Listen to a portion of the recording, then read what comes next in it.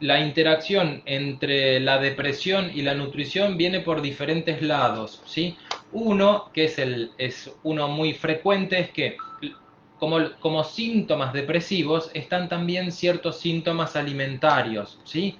Lo clásico en general en la depresión es la pérdida del apetito o no disfrutar lo que comemos, a veces no sentirle el gusto adecuado, desinterés obviamente por la comida y pérdida de peso, ¿sí? Eso es como lo más clásico de ver. Sin embargo, algunas personas se deprimen con un patrón diferente, lo que se llama patrón atípico de depresión, y estas personas al estar deprimidas experimentan un aumento del apetito o un aumento del deseo de comer ciertos alimentos, como pueden ser en general alimentos dulces, hidratos de carbono, o por ejemplo de comer fuera de horario, a la noche principalmente. Entonces, ya vemos que la depresión, por la causa que sea, tiene dentro de sus componentes diagnósticos alteraciones en el aspecto nutricional, ¿sí?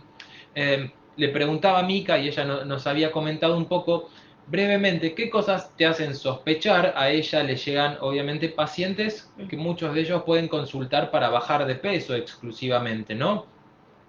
Pero, ¿qué le hacen sospechar a un nutricionista que un paciente puede tener aparte una cuestión relacionada con el ánimo?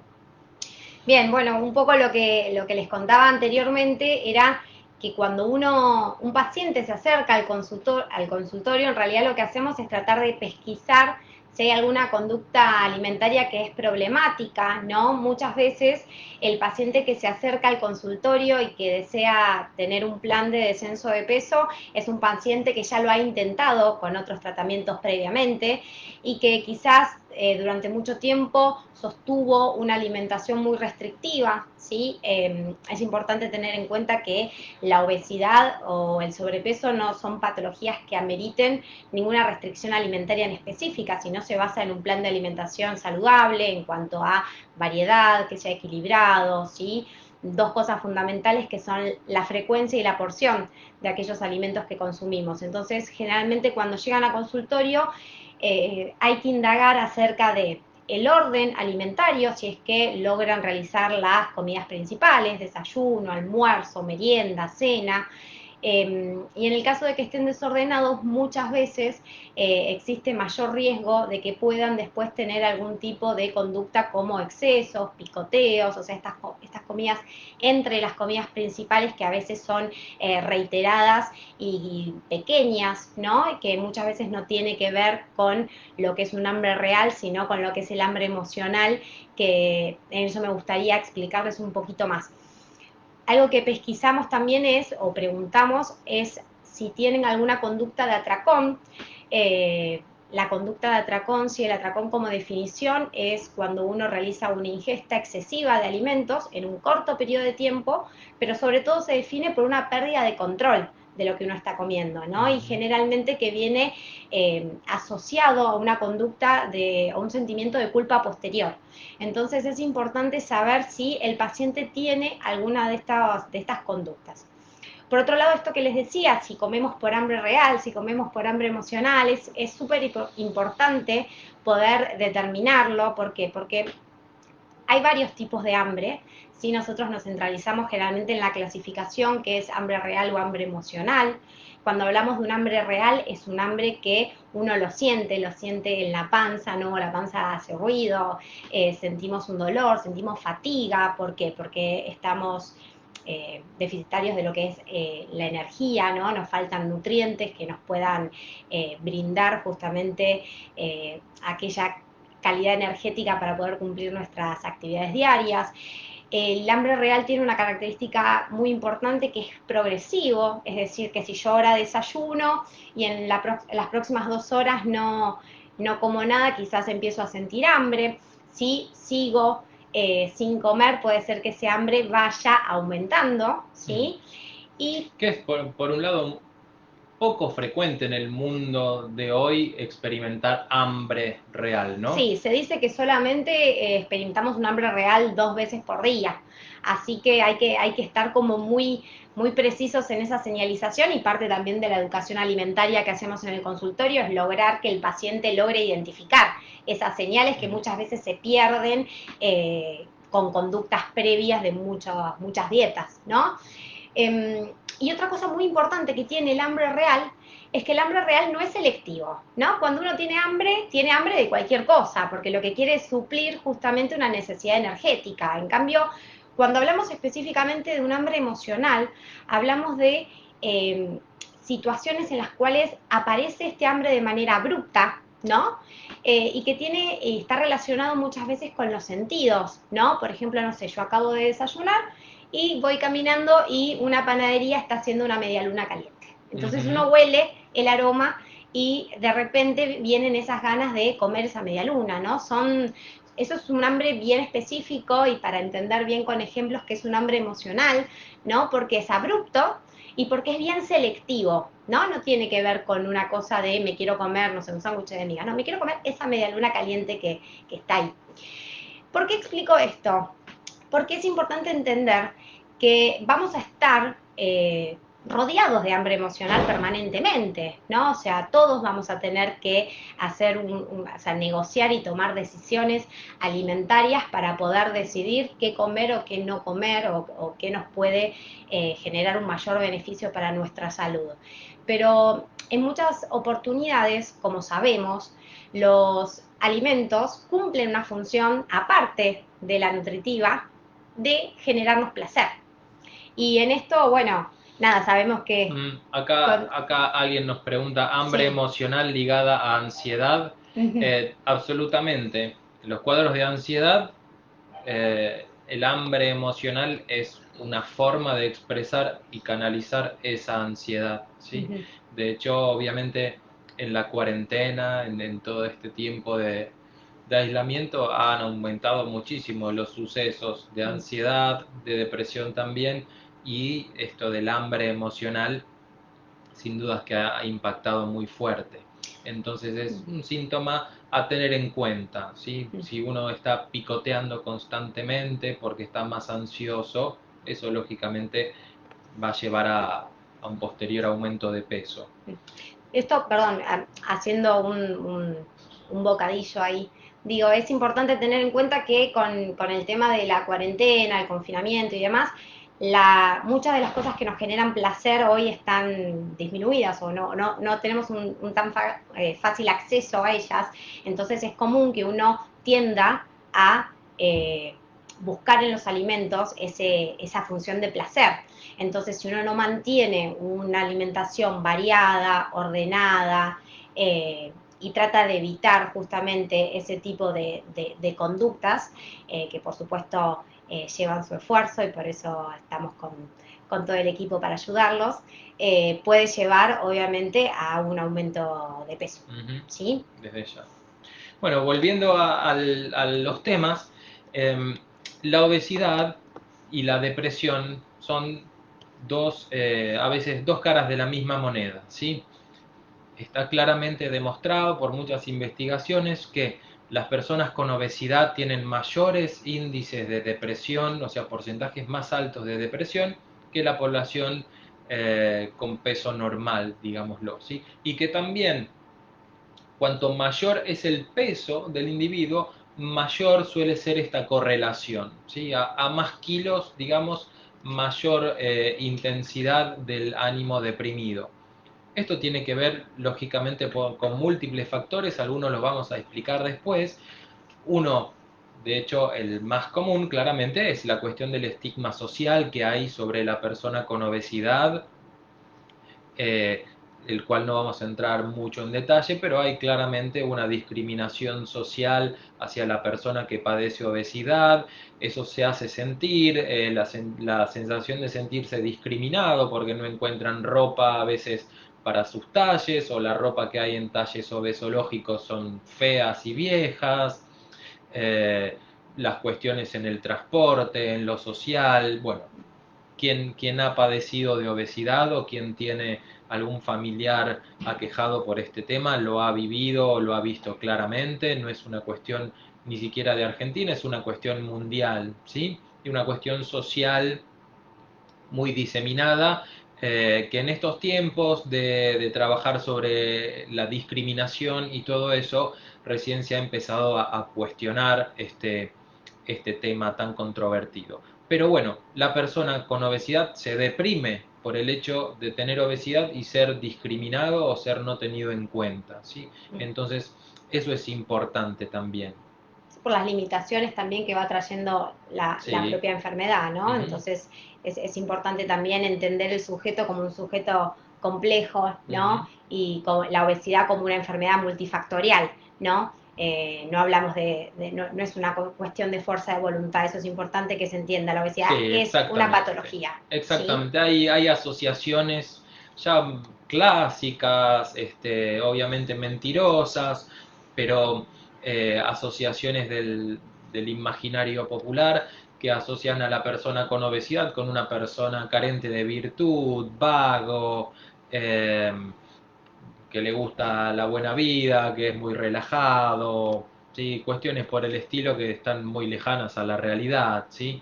Pero esas son asociaciones discriminatorias muy frecuentes. Entonces eso deprime desde ya a cualquiera que nos pasara eso por este motivo o por otro, nuestro ánimo se va a resentir, ¿no? Acá, perdón, Sebas, acá Daniela dice, no solo cuando son obesos, yo tengo ansiedad y soy muy flaca. Sí, por supuesto. También hay que entender que a los humanos no nos gusta mucho lo diferente, ¿sí? Porque nos hace sentir incómodos como animales sociales que somos. Entonces, ya sea para un lado o para el otro, tendemos instintivamente a querer alejar esos estímulos. Y como dice nuestra amiga acá, es así. Las personas muy flacas, ya sea flacas constitucionales que no padezcan una enfermedad alimentaria o pacientes que sufren un trastorno alimentario, sufren discriminación también por el hecho de ser delgadas, ¿sí?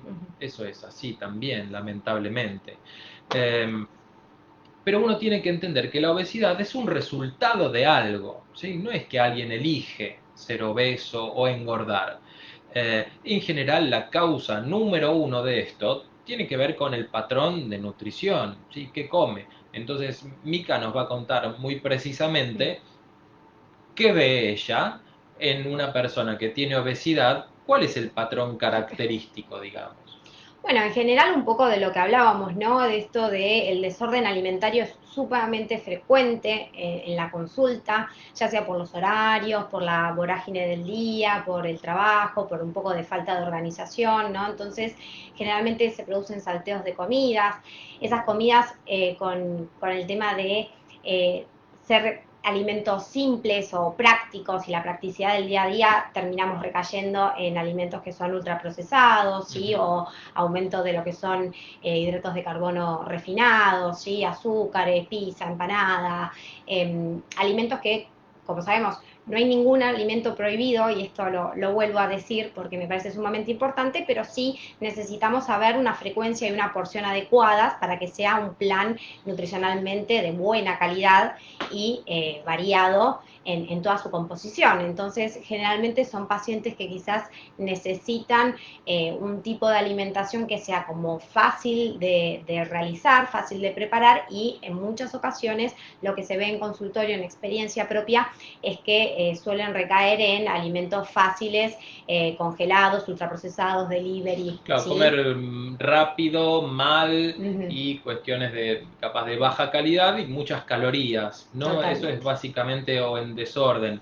Pero Uh-huh. no solo está a veces en lo que comemos o cómo lo comemos, hay otras causas que influyen en generar obesidad. A veces son medicamentos, ¿sí? Acá, por ejemplo, me surgió esta idea porque veo una pregunta aquí Sí, de alguien que nos sigue que dice, estoy tomando me prednisona. meprednisona y la empecé a tomar cuando empezó la cuarentena. No sé qué es lo que abrió mi apetito, si el corticoide o la ansiedad que me genera estar encerradas.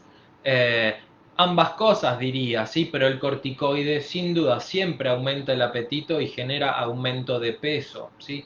Muchas drogas que prescribimos los médicos y los psiquiatras también generan aumento de peso como efecto secundario, ya sea porque abren el apetito o porque cambian nuestro metabolismo interno. Eh, Obviamente, el riesgo-beneficio es lo que cada médico evalúa, ¿sí? No se aconseja suspender este medicamento si es que te está haciendo bien a la salud por el tema del peso, pero a veces hay opciones que se pueden elegir. Desde el ámbito de la psiquiatría, y que es la disciplina que nosotros manejamos, nos especializamos en eso. Como muchos psicofármacos generan aumento de peso como efecto secundario, hemos trabajado en encontrar aquellos que no generen tanto aumento de peso o sino estrategias farmacológicas para contrarrestar ese aumento de peso, ¿sí? Siempre considerándonos dentro de un rango de posibilidades, ¿sí? Hay veces que un fármaco tiene que ser prescripto porque es muy necesario, porque va a ser muy bien por esa persona, y el efecto adverso uno a veces tendrá que tolerarlo con más o menos ganas. En general, no todas las personas sufren de efectos adversos, pero nunca es una gran indicación suspender un medicamento que te está ayudando por el tema del peso, ¿sí? Eso es algo que tenés que trabajar con tu médico siempre. Sí, en general, como son tratamientos interdisciplinarios, Siempre. trabajamos en conjunto y buscamos la mejor forma de que no repercuta en su peso o en su calidad alimentaria. Acá, perdón, surgió una pregunta que hizo Gastón, dice, ¿qué hay de cierto con la velocidad en las comidas con el aumento de peso?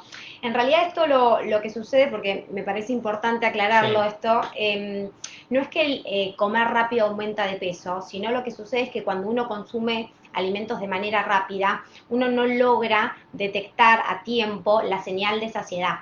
¿Sí? Nosotros tenemos que, se recomienda más o menos entre 20 y 30 minutos, una comida como por ejemplo puede ser un almuerzo o una cena, y esto tiene que ver con receptores que se encuentran en el estómago, ¿sí? En la pared del estómago, y que envían señales obviamente al cerebro para poder decir, bueno, este es mi punto de saciedad, y muchas veces cuando uno consume de manera rápida no logramos detectar esa señal y eso hace que uno coma Como en mayor además, cantidad. lo que se llama una Exactamente. Ingesta, sobreingesta, ¿sí? exactamente. Uno comió rápido y la saciedad, como dice Mica, es una cuestión dependiente del tiempo también, ¿sí? Entonces, por eso, una de las principales recomendaciones para empezar un tratamiento nutricional es tomarse un tiempo para comer, ¿sí? No es lo mismo comer una milanesa en 2 minutos que comerla en 15, ¿sí? En 2 minutos podrías volver y comer otra y otra y otra, mientras que si lo estirás a lo largo de 15 minutos, tu sistema de saciedad se va a activar y vas a quedar tranquilo con una porción mucho menor, ¿sí? Eso es como algo básico. Sí, para moderar la ingesta totalmente. Exactamente. Bien, Bueno, vamos a seguir con otro tema muy interesante que tiene que ver con todo esto, que es a lo que nos apasiona un poquito de este aspecto, que son los nutrientes. O sea, no solo el estado de obesidad influye en el ánimo, no solo la depresión influye en cómo comemos, sino que la calidad de las cosas que comemos influyen en predisponer o ser factores de protección para la aparición de cuadros depresivos. Esto es algo relativamente nuevo, ¿sí? Los psiquiatras no prestamos la menor de la atención a qué comen nuestros pacientes, si comen mucho, poco, cuándo, etcétera. Es una disciplina que en los últimos 10 años está cobrando más vigor, que es la disciplina de la psiquiatría nutricional, que es un poco estudiar científicamente cuál es la relación real entre lo que se come, la calidad de lo que se come y la repercusión psiquiátrica, ¿sí? No solo para cuestiones de ánimo, sino cuestiones de ansiedad, de Alzheimer, o sea, problemas de memoria, etcétera. ¿Hay alguna relación? Todos conoceremos o habremos escuchado recomendaciones, recetas de la abuela, cosas así, que el ajo es bueno para la sangre, cosas folclóricas. La psiquiatría nutricional, eh, un poco tardíamente, porque otras disciplinas, como por ejemplo la medicina interna o la cardiología, ya tienen muy afilado el tema de qué comidas son las que hacen bien y las que hacen mal al corazón, ¿sí? Al colesterol, etcétera. La psiquiatría no se guiaba por estos preceptos. Sin embargo, empezaron a hacerse estudios serios, ¿sí? como los hacen los cardiólogos u otras ramas de la psiquiatría, para ver si había verdad en esto que se cree. Y la relación es que parece que hay eh, demostradas relaciones entre el tipo de nutrientes que ingerimos y la prevalencia de cuadros anímicos como la depresión. ¿Y esto qué es? Ahora Mika nos va a contar, pero básicamente les comento que la dieta occidental clásica, ¿sí? Que es la que estamos llevando en la mayoría de los pacientes de los países, perdón, occidentales, modernos, con estilos de vida acelerados, lo que contamos de comidas prehechas o ultraprocesadas, ese estilo occidental se asocia con niveles de inflamación sistémico muy altos, ¿sí? Inflamación en términos médicos no quiere decir lo mismo que en términos coloquiales, ¿sí? Uno dice, se me inflamó la cara porque me duele el diente y tengo la cara inflamada. Eso es hinchazón y es parte del proceso inflamatorio. Pero para que esa cara se inflame por una muela infectada quizás, hay toda una cantidad de circuitos bioquímicos e inmunológicos que se activan y que generan, entre otras cosas, esa hinchazón.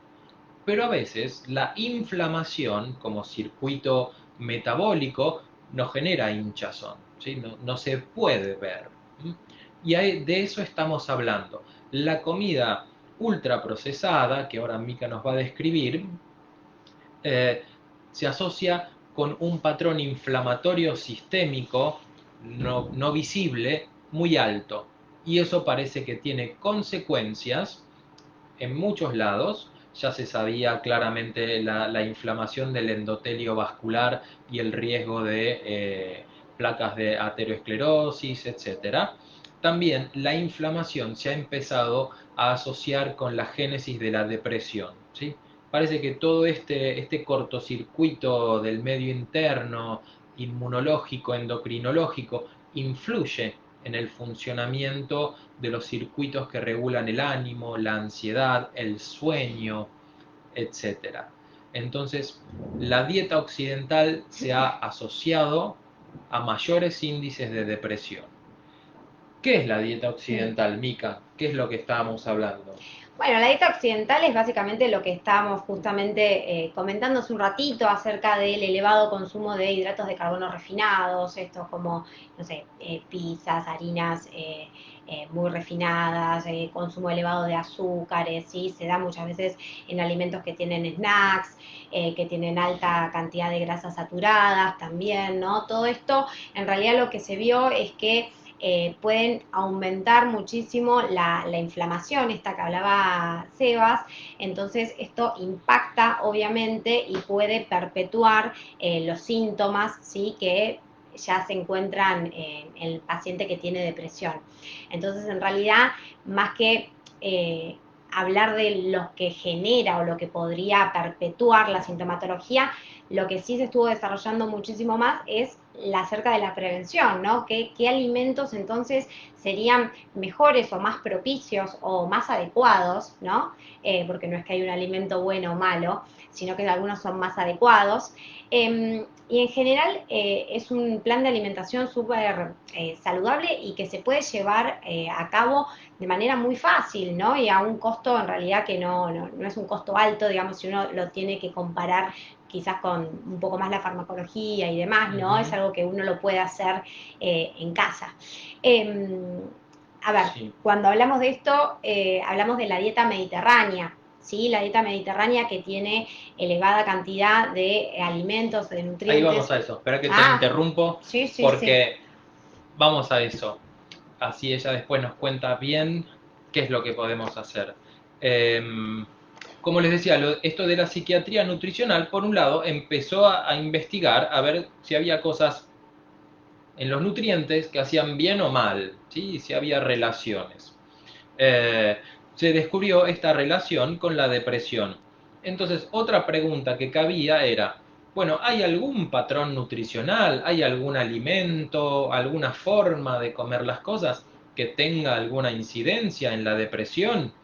¿Que la genere o que la mejore o que la prevenga? ¿Sí? Básicamente esa era la cuestión. Entonces se diseñaron, y esto es muy novedoso por suerte, estudios serios, ¿sí? Bien hechos. Como los estudios que investigan un fármaco, los que hacemos aquí en Fleni, estudios de buena calidad científica, ¿sí? En los que uno podría confiar. No son muchísimos, porque esto es algo incipiente, pero están. Lo que se encontró es, como nos adelantaba Mika, que un cierto patrón nutricional se asocia con un factor de protección para el desarrollo de depresión, ¿sí? Y también este mismo patrón ya se había encontrado previamente que se asociaba a la protección del desarrollo de la enfermedad de Alzheimer, ¿sí? ¿Qué quiere decir protección? Quiere decir bajar el riesgo. Bajar, no quiere decir anular, ¿sí? Porque con esto del Alzheimer, si yo estoy diciendo la dieta mediterránea, que es, como nos va a explicar, una dieta de Europa, de Italia, etcétera, muy, muy clásica, baja los riesgos de depresión y enfermedad de Alzheimer. Bueno, en Italia o España no tendría que haber ni depresión ni Alzheimer, y lo hay, ¿sí? Entonces, baja el riesgo, pero no en un 100%, tiene sus limitaciones también. Lo importante es eso.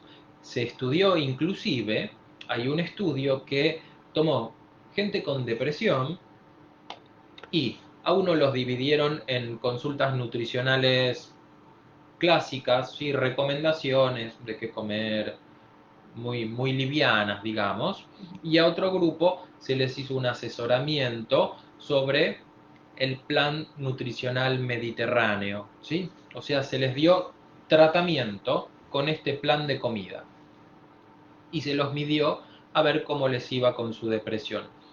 El plan con la dieta mediterránea mejoró la respuesta a la depresión casi, casi en la misma proporción que aparece la respuesta a los antidepresivos, ¿sí? O sea, ofició como un antidepresivo natural, podríamos decir, ¿sí? Esto no tiene que ver con magia, no tiene que ver este, con buena voluntad ni nada.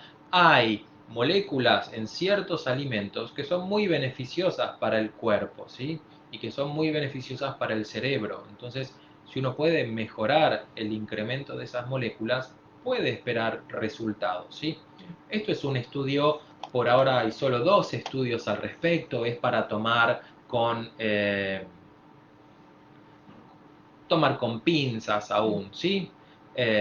Pero es algo auspicioso en el sentido de los psiquiatras, por lo menos, que podamos empezar a ver eh, otras herramientas para tratar a nuestros pacientes con depresión.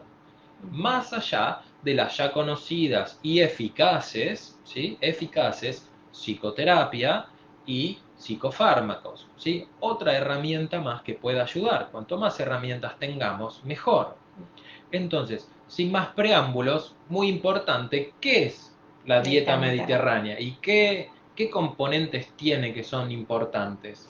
Bueno, la dieta mediterránea es una dieta que está basada justamente en todo lo que son los nutrientes antiinflamatorios, ¿no? Que justamente Sebas nos comentaba la relación entre la inflamación y la depresión, ¿sí? La inflamación y la obesidad. Entonces, la dieta mediterránea es una dieta que nos permite ¿sí? Incorporar nutrientes que son antiinflamatorios, como por ejemplo el omega 3, ¿sí?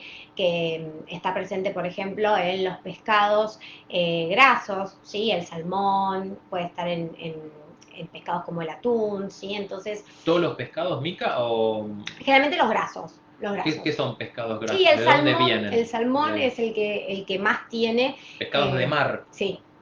Y en realidad también las frutas secas, ¿sí? Que ahora por suerte ha aumentado mucho el consumo en el último tiempo.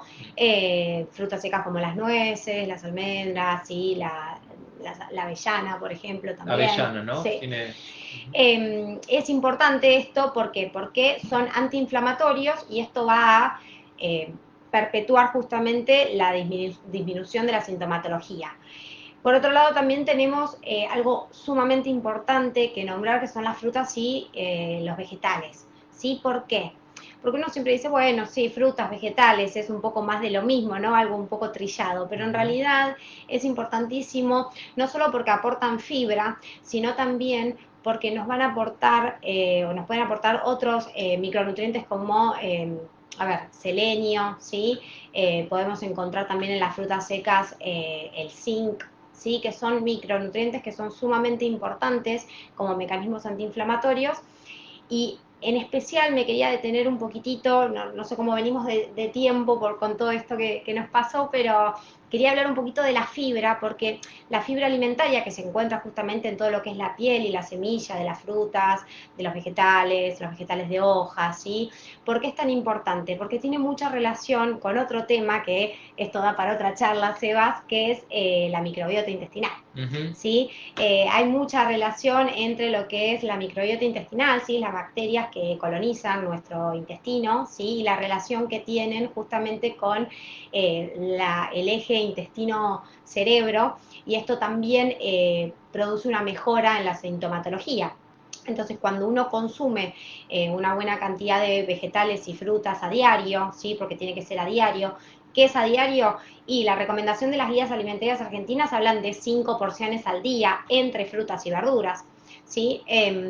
La fibra lo que hace es justamente a través de las bacterias que se encuentran en nuestro intestino, a través de la flora intestinal, lo que hacen es fermentar, ¿sí? Y generar ácidos grasos de cadena corta, y estos ácidos grasos de cadena corta también se descubrió que tienen muchísimo poder antiinflamatorio. Entonces es como todo una sumatoria muy extensa que tratamos de transmitirles, ¿no? Pero Es recomendaciones promover, es promover. es promover. Uno Total. tiene que ver esto no como una única herramienta terapéutica, ¿sí? Porque sí, eh, Es si como uno una... se lo toma literal, en el sentido de decir, bueno, las avellanas tienen potencial antiinflamatorio y me martillé el dedo, se me hinchó, voy a comer 1 kilo de avellanas, probablemente se descomponga y nada más, ¿sí? Porque no es el poder de un fármaco que está hecho para el dolor, por ejemplo. Esto tenemos que describirlo mejor como crear un entorno, tanto externo como interno, a través de nuestra nutrición, que sea favorable, ¿sí? Como una brisa. La brisa puede ir para un lado, para el lado que queremos, o puede ir en contra, ¿sí? Y lo Si importante es no, la sinergia, ¿no? Perdón, una exactamente, sinergia entre todo, ¿no? Las patas de una mesa sería, ¿no? Si una absolutamente. pata de la mesa no está bien firme, quizás la mesa va a tambalear. Entonces es importante tener en cuenta qué rol cumple cada pie que tiene, ¿no? Perdón, acá una cosa que consultaban decían qué cantidad de frutas secas pueden comer al día. En realidad, lo que se recomienda para que tenga una función antiinflamatoria como recomendación general, sí, obviamente que los planes son individualizados, pero se recomienda por lo menos 2, 3 veces por semana, ¿sí? Un puñado, 20, 30 gramos. ¿Sí? Cuando preguntaron los pescados, se recomienda 3 veces por semana el consumo de pescado, ¿sí? Para que también pueda promover esta acción antiinflamatoria, ¿sí? Bueno, y eso, ¿no? No sé si... El, entonces, el mensaje un poco de la psiquiatría nutricional, de la prevención de la obesidad y del sobrepeso y la salud en general, el microbioma lo podemos dejar para otra charla. Básicamente les adelantamos que ¿qué es el microbioma? El microbioma intestinal, ¿sí? Son los trillones de bacterias que viven en nuestros intestinos. Sin esas bacterias no podríamos digerir los alimentos que comemos, ¿sí? Y como estas bacterias son entes vivos, tienen procesos metabólicos. Ellas, de lo que comemos, ellas toman partecitas y las degradan y las vuelven más absorbibles para nosotros, las transforman, a veces en cosas buenas y a veces en cosas no buenas, ¿sí? También hay bacterias que podemos decir que son más favorables y otras que no son tan favorables. Todo este microbioma, que es como un enorme vecindario que tenemos en el intestino, tiene que estar balanceado, ¿sí? No tiene que haber ni muchos de unas familias de bacterias, ni pocas de otras, es un balance. Cuando se va de balance, porque ingerimos capaz externamente una cantidad de bacterias muy grande a través de un alimento infectado o algo por el estilo, es que nos descomponemos, ¿sí? Pero se ha estudiado y se vio que cuestiones como la depresión, como el estrés crónico, alteran el microbioma, ¿sí? Cambia esa composición de bacterias. Y eso se está estudiando porque puede ser una de las causas de que en el estrés sentimos muchos síntomas intestinales, ¿sí? Y que a su vez se asocian con síntomas anímicos posteriormente.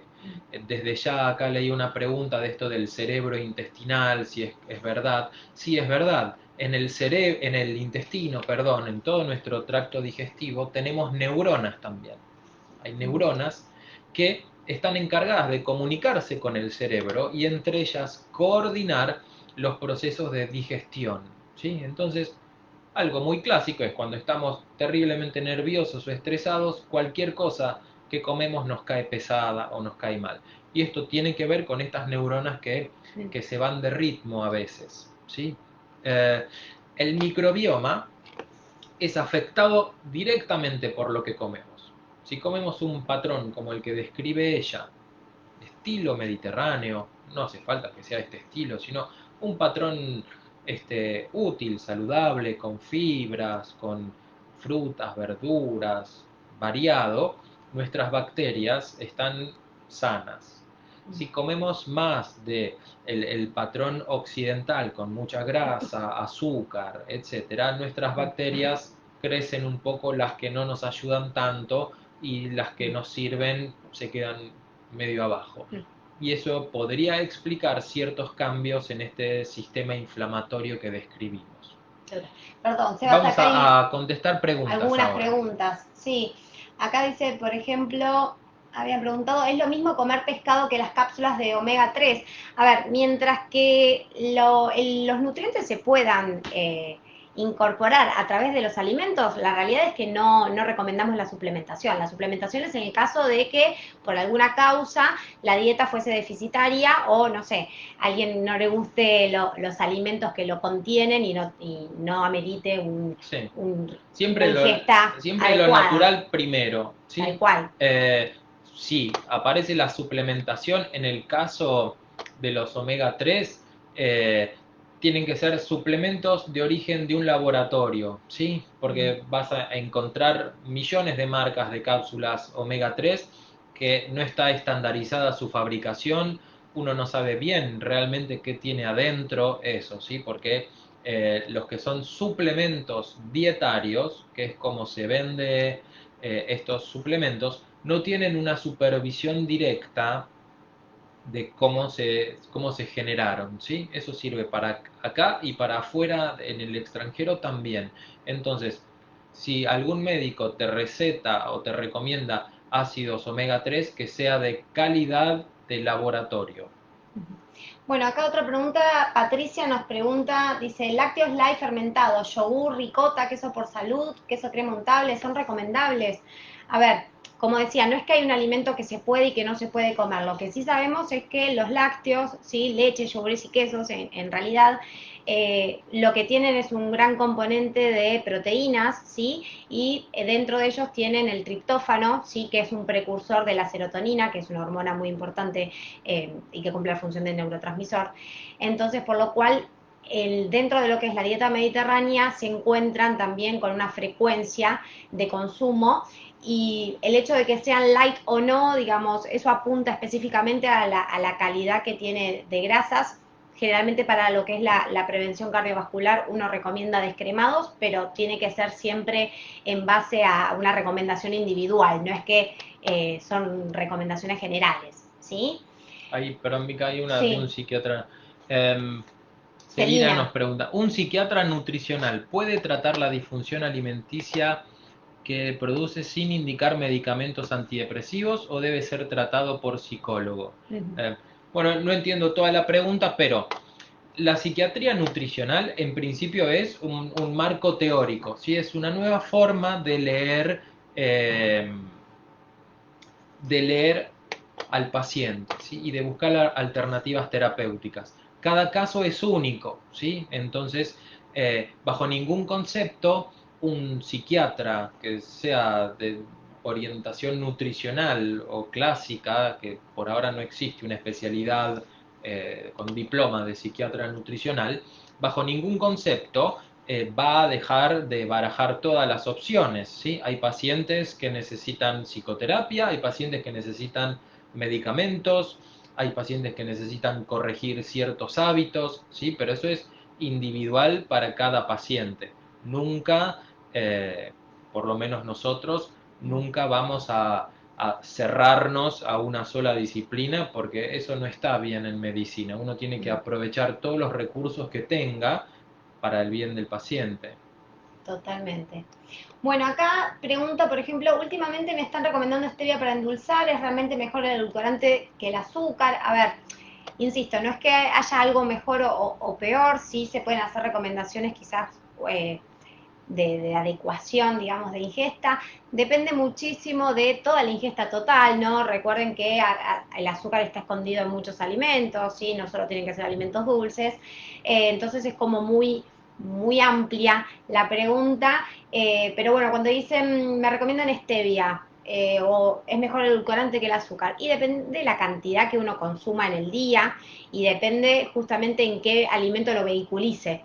Así que eso es una consulta más para algo particular, quizás no tanto general. Bueno, a ver qué más.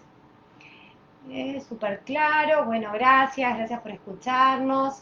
Acá Cintia nos pregunta harina común o harina integral. Si nos basamos en lo que es la dieta mediterránea, uno tiene que eh, sí, recomendar más lo que son los granos enteros, y esto tiene que ver con la ingesta de fibra que tiene, ¿sí? Tanto de fibra soluble como insoluble, que ya charlamos antes de los beneficios que tiene la microbiota y también que regula el tránsito intestinal y demás.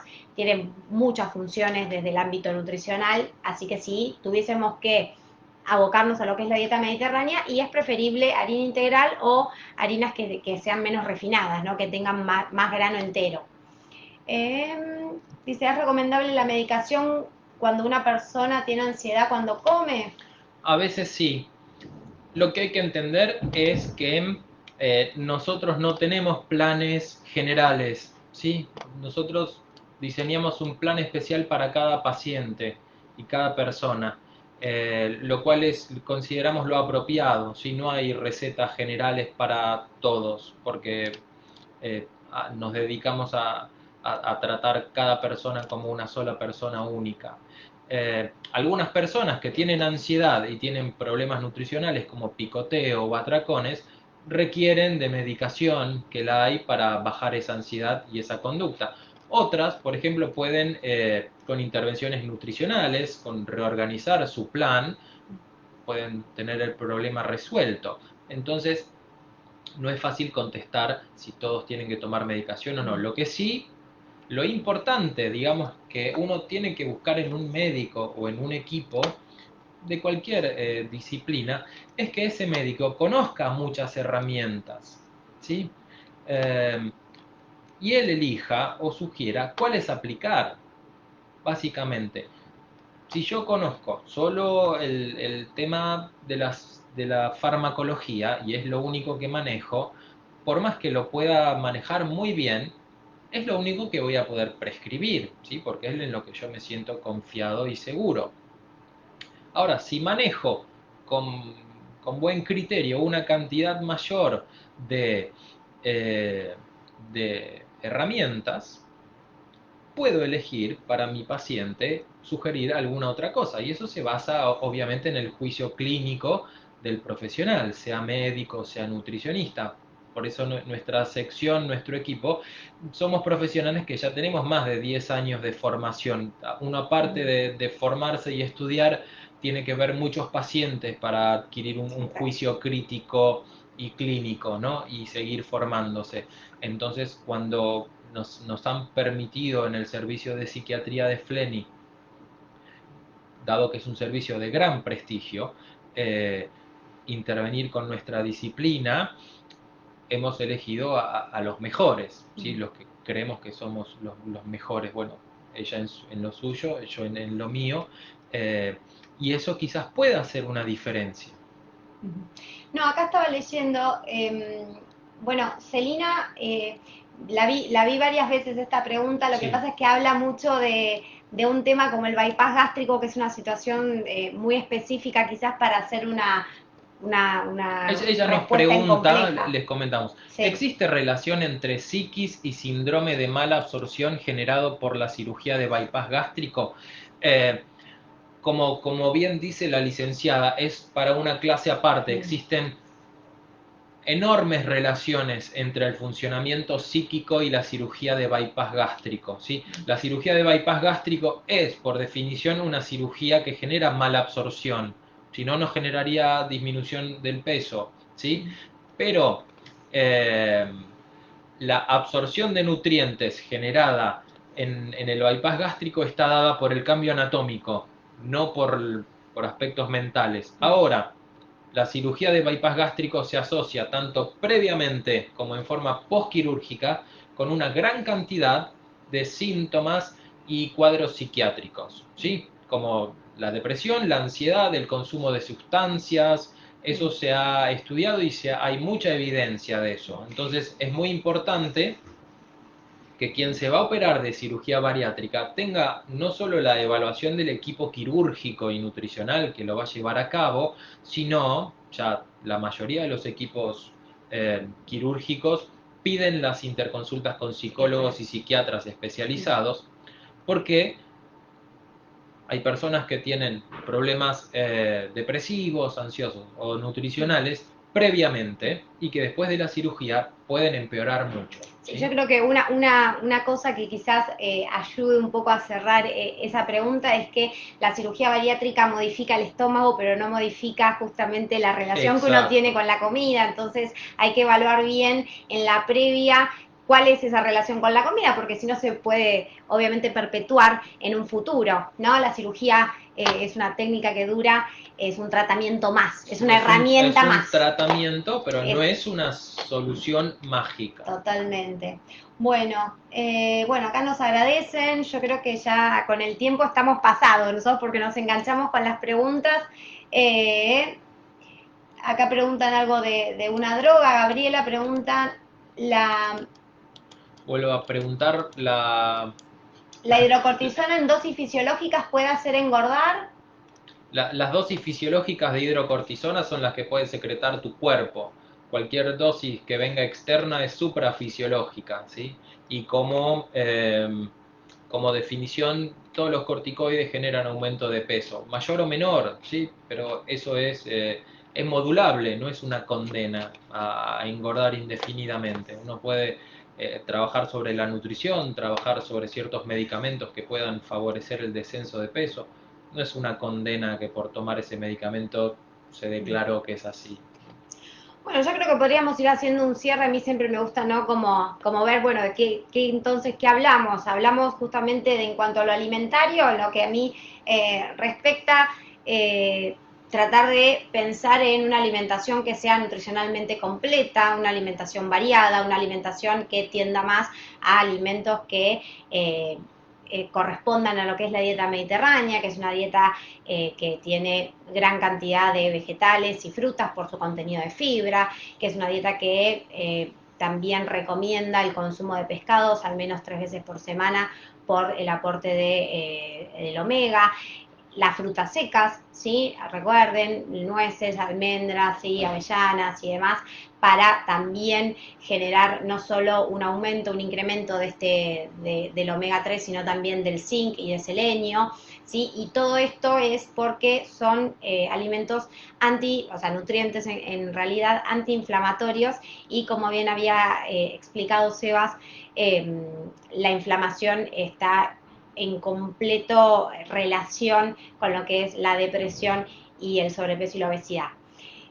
Vamos a ir cerrando porque ya el tiempo se Vamos nos a ir está cerrando. Les terminando. comentamos si tienen más inquietudes, pueden visitar la página de FLENI, en donde tenemos dentro de la sección del Departamento de Psiquiatría, nuestra sección con información sobre nuestras actividades y eh, algunos trabajos, descripciones, cosas que pueden resultar de interés, y cualquier cosa que nos quieran consultar, estamos dentro del servicio de psiquiatría en el quinto piso de FLENI. ¿Sí? Tenemos consultas presenciales, consultas virtuales, trabajamos con la derivación de los profesionales del servicio y de profesionales externos, o con consultas que ustedes estén interesados en realizar, las puertas están abiertas. Bien. Ahí justo estaban preguntando eso, estaban preguntando cómo nos encontraban. Bueno, algunos halagos, así que muchas gracias por estar ahí, por haber esperado también el tiempo Sí, que a que hubo arregláramos a la que técnica. arregláramos, así que muchísimas gracias por estar, y bueno, esto queda grabado igualmente en la Ujú. página de Fleni, así que bueno, esperamos vernos Los pronto. esperamos pronto, a fin de mes o el mes que viene daremos otra charla sobre haciendo más foco en los trastornos alimentarios y cómo manejarlos. Bueno, hasta luego, buenas tardes. Hasta luego.